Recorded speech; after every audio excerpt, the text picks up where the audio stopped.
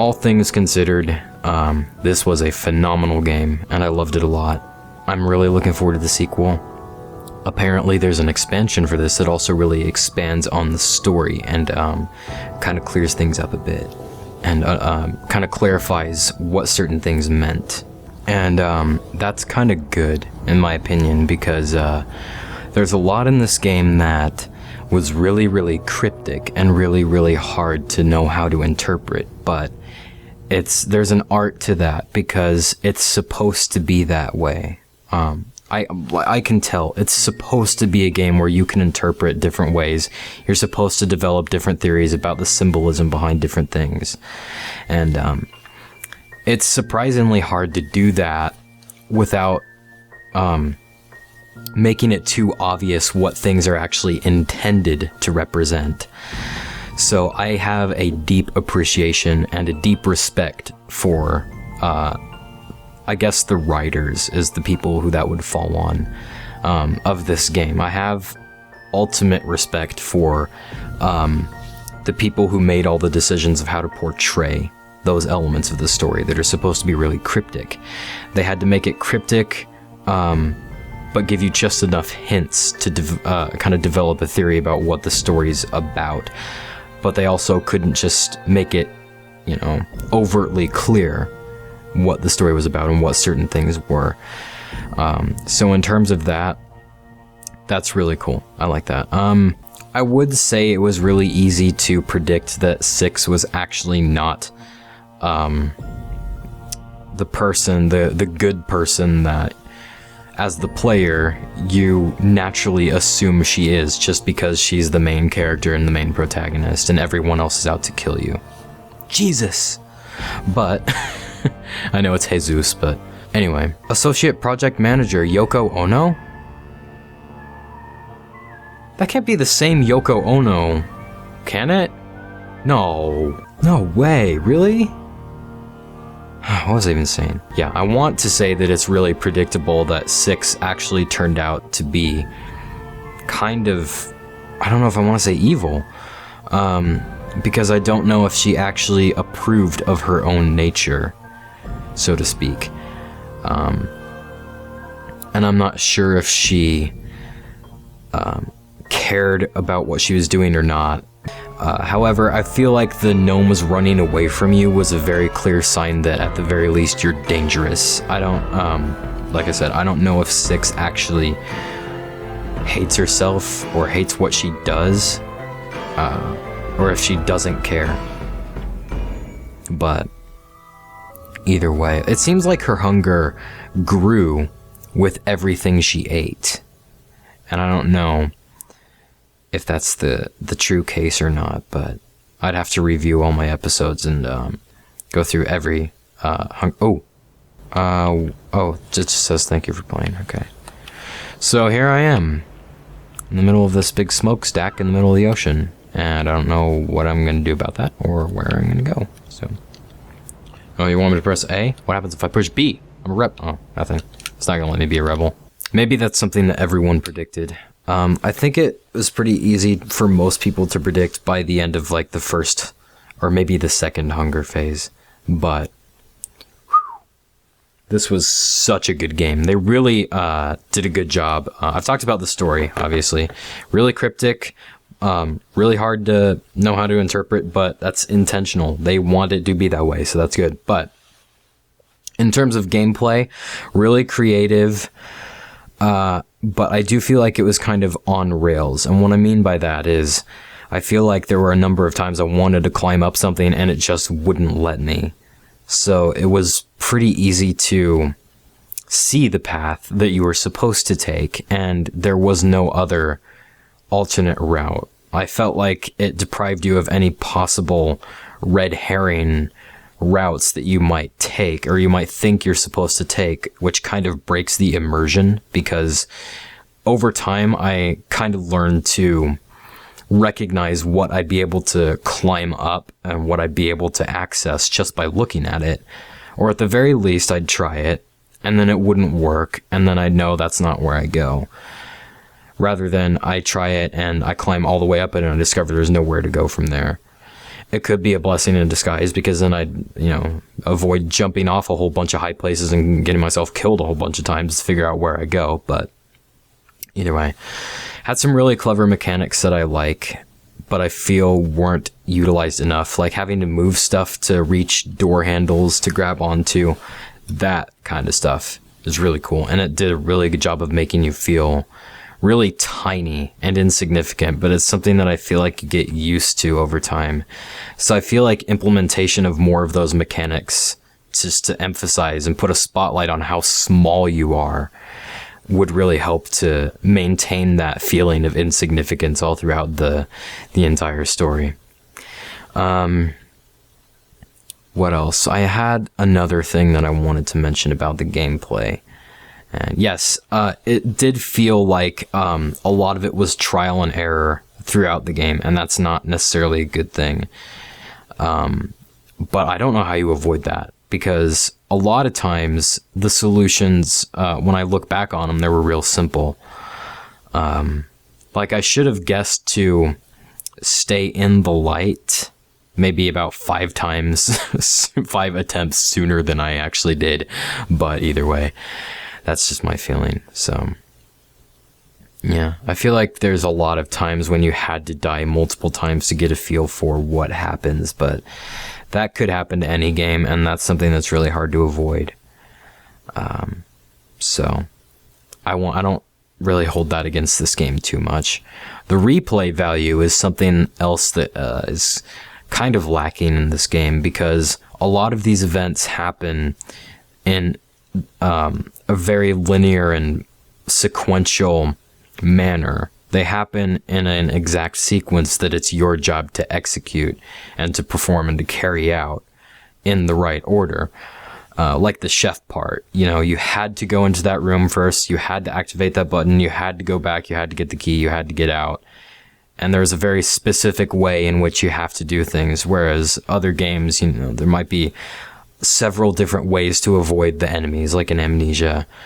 And it's just the puzzle solving elements that you have to understand how to do. So I feel like once you've played it once and you know what to do from there, you can just breeze through the game without any effort at all. So all the challenge evaporates, all the challenging aspects of the game evaporate with that, which kind of subtracts from the replay value, but it adds to the value of a sequel that's in the works. So that's great. I love how every stage had a certain style. The first part was the prison. The second part was more of like a mansion-y type of area with the big arm guy, the janitor. Then the third part was more of a kitchen, was more of a facility. Then the next part was like a restaurant. And then the next part was like a really dark house, I guess, belonging to a seamstress.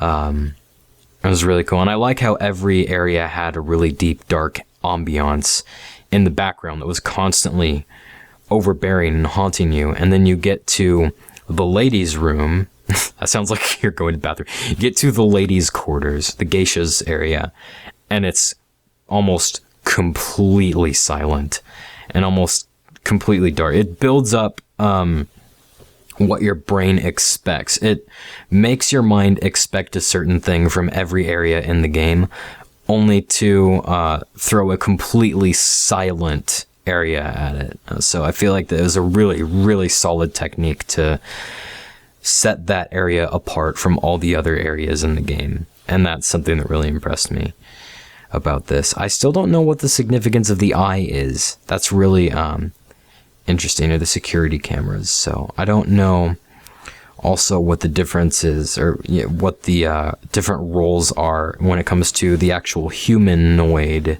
children and the gnome people. I don't know what different purposes they served, if any. Maybe it's all a dream. Maybe it is all a literal nightmare that's happening.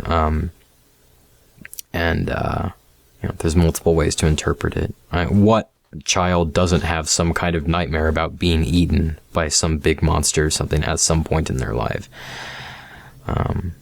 So, yeah, that's really good. I feel like the I've mentioned this before in this exact episode. The lighter was annoying in a way. It was annoying in the fact that the amount of illumination it gave you was so minimal that it wasn't worth taking out every time you jump off of something or every time you climb up something. I wish that I understand you can't have that in your hand while you're climbing, because that's not how hands work. But I feel like at the very least they could have had a function where 6 automatically takes it back out as soon as she's done climbing on something or jumping off of something or running from something or sliding or crouching.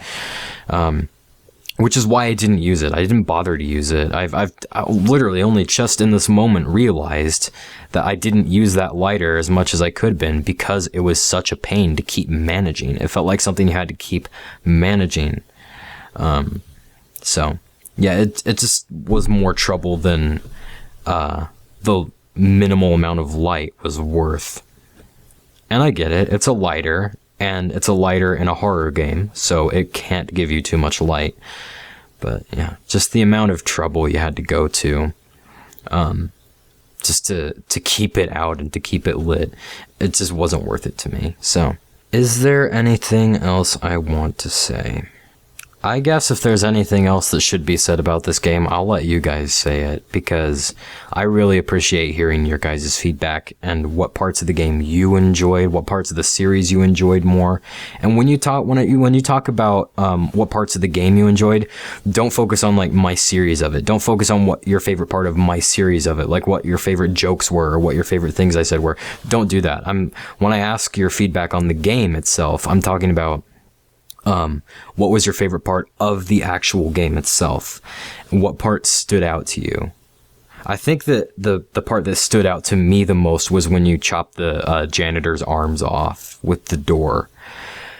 It's something that you're so panicked and so focused on avoiding the guy in the moment that you'd know it's kind of going to happen, but it's so broad and in the back of your mind, you don't really think it through. And then it happens and it's just so shocking.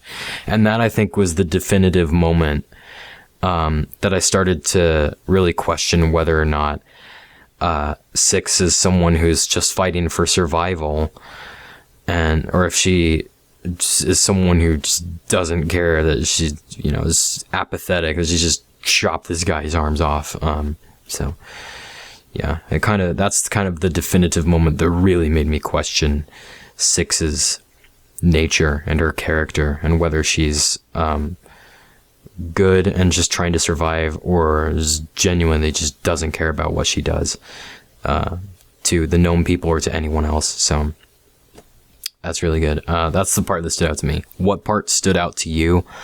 And don't get me wrong, I also would really love to hear your feedback on my series and what my commentary meant to you guys and what your favorite parts of my commentary were, what your favorite parts of my videos were. I want to hear all of your opinion on this entire process down in those comments. Get your butts down to those comments.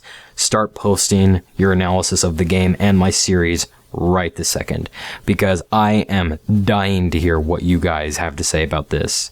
So that's all I'll say about this game for now. Maybe I'll make a separate video that talks about, maybe I'll make this into a separate video that talks about my overall take on the game. But I really, really want to hear your feedback as well. So, wow, that ending was the stuff of legend. And I don't know if anyone else felt so satisfied just draining the life out of all those people who tried to eat you earlier, but ooh, there's a very dark satisfaction that I gleaned from that. So I'll just end this video there before I continue to embarrass myself. So thank you so much for watching this series. I hope you enjoyed it as much as I did, because I loved this and I'm already looking forward to the sequel, which is coming out really soon, apparently. So, if you enjoyed this series and this video individually, then please leave a great big honkin' like for me. right down there. You know where the like button is. Also, like I said, don't forget to comment and tell me what your favorite parts of the game were and what your favorite parts of my series were. And if you want to see more content from me, I don't know if I'll be as dressed up for it. I have considered wearing this outfit every time I start a new big series that I'm really looking forward to. So let me know your thoughts on that, I guess, as well. But if you still want to see more content from me, then please hit the subscribe button and don't forget to ring the bell to stay notified on all of my uploads in the future. And all that said, I will see all of you next time. Thank you so much for watching. Goodbye.